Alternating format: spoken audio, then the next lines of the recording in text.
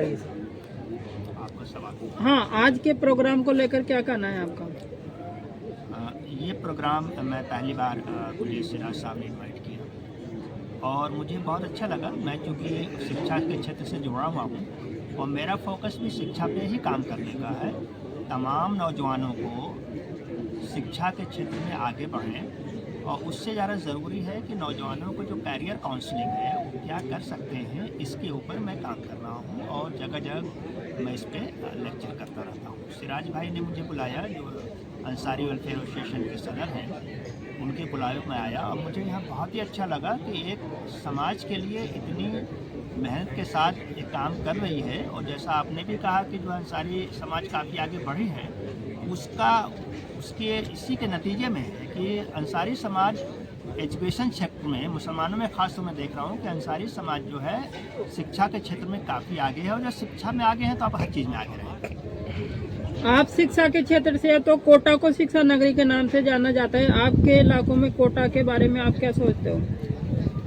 कोटा शिक्षा नगरी तो मैं नहीं कहूँगा, लेकिन ये वो कोचिंग का हब था है और इन्होंने ख़ास तौर पे मेडिकल और इंजीनियरिंग के शिक्षा के लिए जो इन्होंने एक पूरा इंडस्ट्री कायम की थी और एक इकोसिस्टम कायम हुआ था, उसमें पूरे हिंदुस्तान में ये मशहूर है, इसमें कोई शक नहीं है। और यहाँ से बच्चे काफ़ी, और इसकी वजह से कोटा शहर का भी विकास हुआ और कोटा के लोगों को एक तरह से बल्कि कहा जाए कोचिंग एक इंडस्ट्री के तौर पे यहाँ पे कायम हुआ और वो अभी चल रहा है। मैं उम्मीद है कि ये चीज़ें आगे चलती रहेंगी। बहुत बहुत धन्यवाद, थैंक यू सर। नाम बताइए सर आपका। जैनुल आबिदीन जाफरी। पूछेंगे। क्या शुभकामनाएं देंगे आप आम लोगों को? मैं आप सभी लोगों को दिली तौर पर मुबारकबाद पेश करता हूँ जी। और वाकई ये एक बहुत बड़ा काम है और अंसारी वेलफेयर सोसाइटी का और डेवलपमेंट होना चाहिए, जहाँ पे ये अपने शहर में अपने स्टेट में प्रोग्राम्स कर रहे हैं। मैं चाहता हूँ कि ये प्रोग्राम्स हिंदुस्तान के सारे स्टेट्स में हों और पूरे हिंदुस्तान भर में हों, ताकि लोगों को बढ़ने का और ख़ास करके नौजवानों का, बच्चों को बढ़ने का के रास्ते हमवार हों। आज के तमाम हजरात यहाँ पर विराजमान हैं, सब बैठे हुए हैं, इनको आप क्या संदेश देंगे आज के युवाओं को आगे लाने के लिए? मैं यही संदेश दूंगा कि जो गार्जियन हैं जी। वो अपने बच्चों की सही परवरिश करें, सही शिक्षा और दीक्षा करें और उनको सही मोटिवेट करें, सही गाइडलाइन दें, ताकि वो आगे बढ़ सकें और अपने माँ बाप का, अपने मुल्क का नाम रोशन कर सकें। भारतीय संस्कृति सभ्यता को ध्यान रखते हुए हर इल्म, हर धर्म में आज जो पाश्चात्य संस्कृति अपनाई जा रही है, उसको लेकर आज सोशल मीडिया में जो बढ़ती हुई एक्टिविटीज़ को लेकर क्या कहेंगे आप?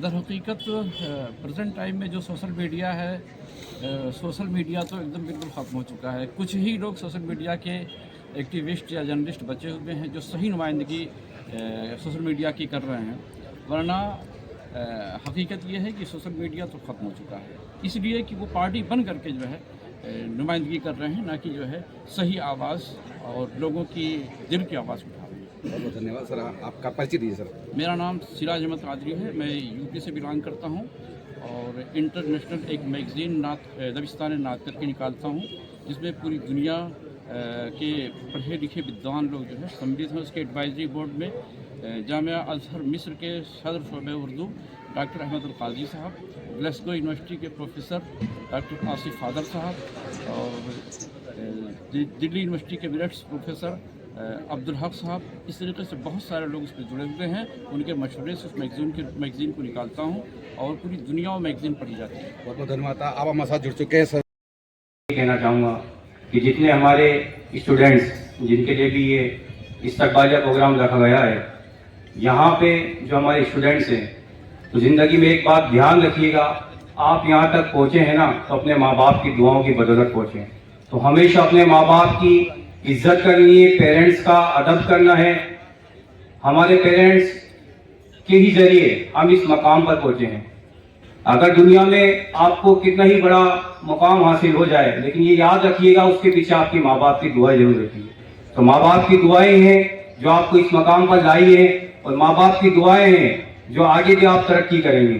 तो आप सभी स्टूडेंट से, सभी विद्यार्थियों से मैं ये रिक्वेस्ट करूँगा, गुजारिश करूँगा कि हमेशा ये ध्यान रखिएगा कि आपके माँ बाप ठीक है बजाय एक बाप भी जो होता है, एक पेरेंट्स, हमारा जो वालिद होते हैं, वो बजाय आपको आपकी गलती पर डांटते हैं, लेकिन डांटते इसलिए हैं कि वो आपके फ्यूचर चाहते हैं, आपका भविष्य चाहते हैं।